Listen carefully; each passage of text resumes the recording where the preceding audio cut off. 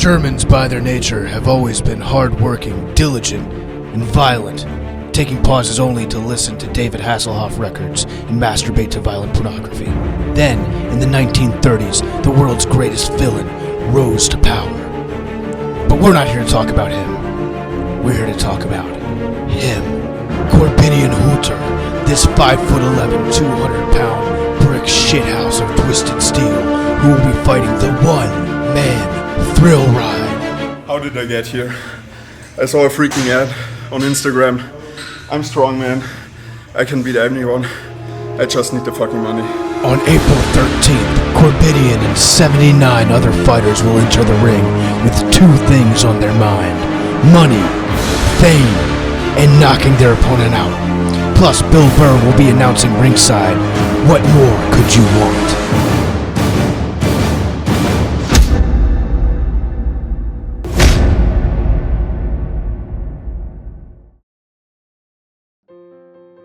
My name is Jim Abreu. Grew up in Mansfield, Mass. 33 years old. Known as the one-man thrill ride. A former professional wrestler in the area. Ra. The one-man thrill ride has arrived. To answer is fitness, where handsome is about to happen at a pretty ferocious pace as I destroy my delts like an absolute savage in preparation to take on Elian the Great in Lowell, Massachusetts tomorrow night. I would have to say the first memory I had of pro wrestling would be when I was like 9 years old. Tatanka was fighting Ludwig Borga. And Tatanka was undefeated on WWF Superstars. And Borga hit him with the chair and pinned him with his pinky.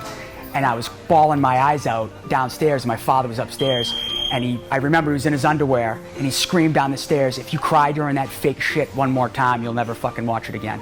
And that's what I remember about pro wrestling. Behind the official's back! I didn't see that, but I would say that Tatanka's out. What happened? Come on! Look at this! His finger on Tatanka's chest! I can't fuck right back for a win away for a win streak to come to an and he beat him with one finger!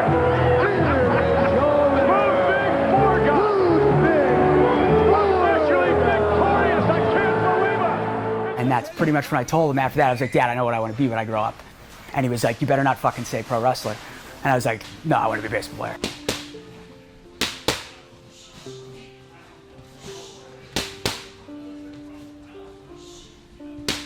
Jim was very intense growing up. Everything he did, he took it really serious. And if he failed at all, he was really mad at himself, like too much. So I tried to tell him to loosen up and just have fun. And he was always into it too much. My father went to every single college baseball game for Fitchburg State. He went to all 4 Florida trips. And the last game, my last at bat, we batted around in the 9th inning. He took off to take a Starbucks because he's a fucking limp-wristed beta male feminist. And sure as shit, I hit a fucking grand slam and he missed it in my last college at bat in Florida. So. Yeah, that was pretty upsetting. I get back, I have the other parents telling me, "You missed it, where did you go?" I kind of grew up with pro wrestling. As I got older and became like a teenager, that was right during like the Attitude Era of pro wrestling. That was sort of like, I was entering high school and then like Stone Cold Steve Austin came around, The Rock came around, they're flipping each other off, they're saying suck it. Like it became cool as I was getting into like my formative years. Like, and I wanted to be like The Rock. It doesn't matter! Oh, it doesn't matter!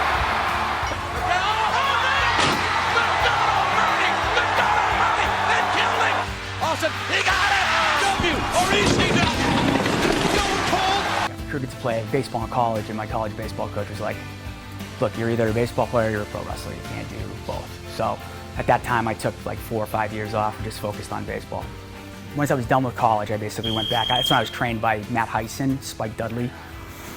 And even then, I was kind of rushed onto shows, but like I was 24, and I had probably 3 months of training. And at that time, I was done with baseball. Then I did a wrestling style promo before my college baseball alumni game, and that's when everything changed. So I originally posted this blog October 3rd, 2013. Good morning! The one-man thrill ride has arrived. I think everybody needs to get on board with Fitchburg State alum and future wrestling superstar Jimmy, the one-man thrill ride. I am in the parking lot right now, hammering a bacon, egg, and cheese, hold the chi, in preparation to go deep with 4 hits and put on a laser show to the likes of which you have never witnessed in your entire life. No joke, this is the best wrestling promo I've probably seen in the last decade. Yeah, I know it had nothing to do with wrestling, but it doesn't matter. This is electric. Like I was laughing out loud the entire time. Before I do that, I have a brief and ferocious message for the current Fitchburg State University baseball team, okay? You 10 and 25 suckbags rolled out of bed this morning all hungover, and I was up at 5 in the morning doing my T-work, going oppo like taco, doing 300 dry swings, doing flippies, doing front toss. I am ready. And I know what you're thinking. These guys peaked at 18. Well, you're partially right, okay?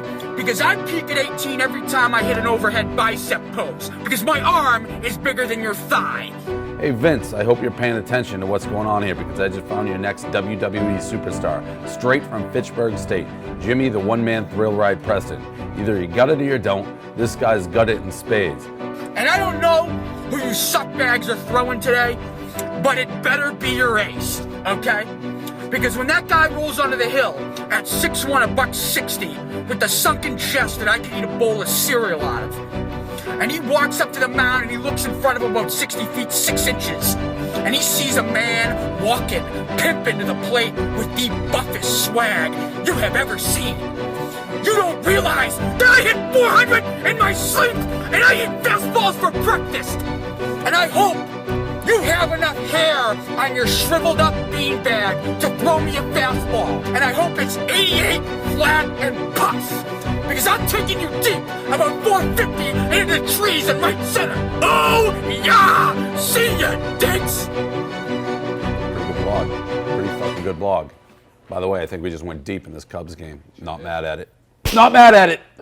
It was a gigantic difference from prior to the video to after the video. Like I was starting to catch a little bit before the video just because, you know, people were like, he's doing these 80s, 90s promos. And like half the wrestlers are like, dude, this is really good. And the other half of the wrestlers were like rolling their eyes like, oh, it's the cliche 80s, 90s wrestling promo.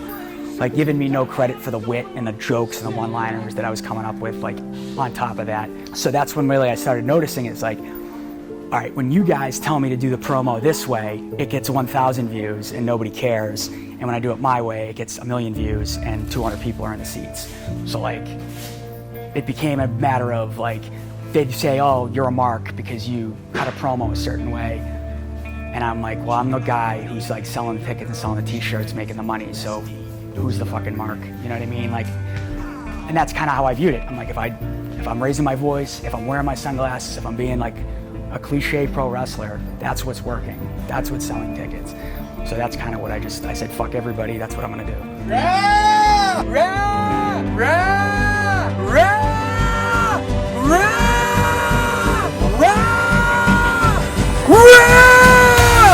Will right here just crush some pre-workout. I'm about to chisel the chest, bash your back, destroy your delts, bash, bombard, isolate, and destroy the biceps with an absolute savage pow!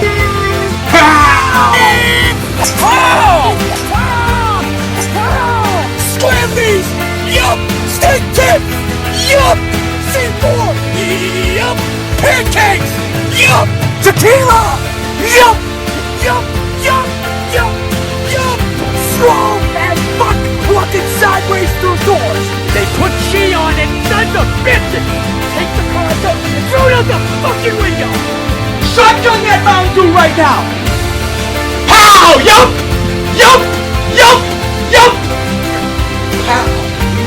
Pow! Pow! See ya, dick! See ya, dick! You're a narc! See ya, dick!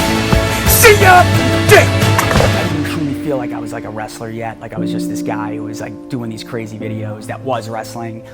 And then once I had basically like, you go in to be a WWE extra, you have your match, you're evaluated. And I remember there was like 6 of us that wrestled. And I was 6th in line. I was the last match. And the guy went down the list. It was like, you need to work on this, you need to work on this, I didn't like this, I didn't like this, I didn't like this. And then he stopped at me and he was like, and you did a really good job and we'll talk later. And I was like, okay. Just because I'm a wrestler and I'm cynical, I thought I suck so bad that he doesn't even want to waste his time criticizing me. And then when we got in the room, he was basically like, hey, you got a great look. You wrestled a very basic match, but it was sound. You need to lay your shit in more, but I think there's a chance we'll send you down to Florida for a tryout. And I was like, holy shit. And that's really when I started to like dial it in and be like, all right, I'm gonna make a video every week. I'm gonna be the Thrill Ride 110, and I'm gonna try to pursue this and make my dream come true, I guess. You know, get signed by WWE. There's a guy coming up out of Boston that I got a lot of faith in. Who? This dude goes by the One Man Thrill Ride. He does like his promos in his car with no shirt on, and he's yelling at like a GoPro or something, and it's hilarious. The One Man Thrill Ride. That's a good name. It's a great name. And he's got great catchphrases, you know, working out like an absolute savage. And I find myself doing them with him. I think if I had any connections, maybe this will do it with the WWE, whatever they're called now. I would tell them to watch out for that guy because he's got all the things. So I had like 2 months to get prepared, and I basically trained like I always did. I just turned it up a notch, basically trained like a bodybuilder. And I looked fantastic, I thought, like I was in the best shape of my life, but I wasn't prepared for the tryout at all. I had a terrible tryout. It was a CrossFit style workout. I was built like a bodybuilder. I was a Division III baseball player. There's 3 messages that are gonna go out. 1, you're hired, come down for a drug test. Or you're hired, come on down for the next steps. Message 2, you're not hired, but there's gonna be something down the road for you, so keep fighting. And 3 is just, no, we're not interested, period. And I got the last one. They're like, no, we're all set.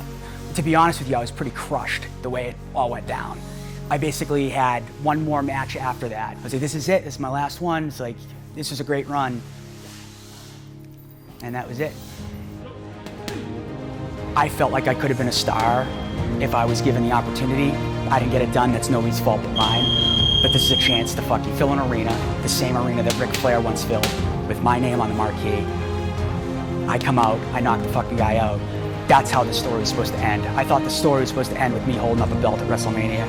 Maybe it can end with me knocking this guy out in Charlotte. That'd be a great end for the story.